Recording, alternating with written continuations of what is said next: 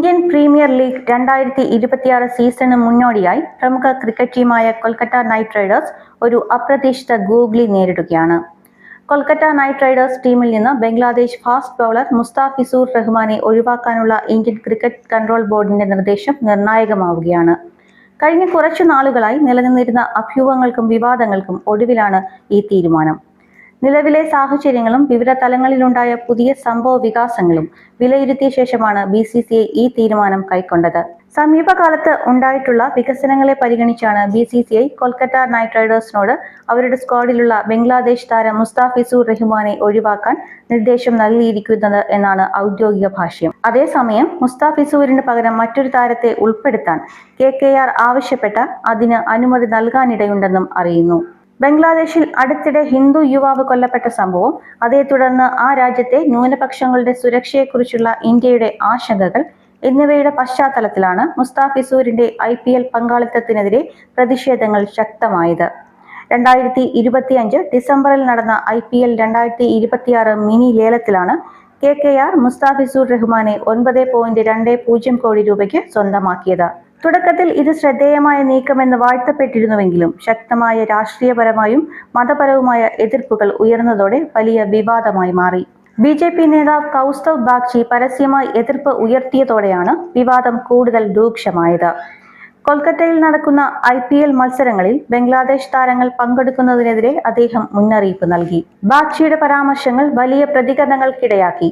ചില പ്രസ്താവനകൾ അതിരുകടക്കുകയും ചെയ്തു. ഇതിന് പിന്നാലെ KKR സഹ ഉടമയും ബോളിവുഡ് നടനുമായ ഷാരൂഖ് ഖാനെ പോലും വിമർശനങ്ങൾ ലക്ഷ്യമിട്ടു. ചില ഹിന്ദു മത പ്രഭാഷകരും BJP നേതാക്കളും ഷാരൂഖ് ഖാനെ രാജ്യദ്രോഹി എന്നുവരെ വിളിക്കുന്ന തരത്തിലുള്ള പ്രതികരണങ്ങളിലേക്ക് നീങ്ങി എന്നതും നിർഭാഗ്യകരമായി എന്ന് വേണം കരുതാൻ.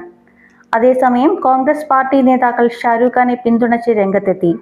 തുടർന്ന് മുസ്ലിം മത രാഷ്ട്രീയ നേതാക്കളിൽ നിന്നുള്ള പ്രതികരണങ്ങളും ഈ വിഷയത്തെ കൂടുതൽ സങ്കീർണമാക്കി. ഇതോടെ ക്രിക്കറ്റ് പോലുള്ള കായിക മേഖലയിൽ പ്രാദേശിക രാഷ്ട്രീയവും അന്തർദേശീയ ബന്ധങ്ങളും എത്രമാത്രം സ്വാധീനം ചെലുത്തുന്നു എന്നതിനെക്കുറിച്ചുള്ള വലിയ ചർച്ചകൾക്ക് വഴിയൊരുങ്ങി.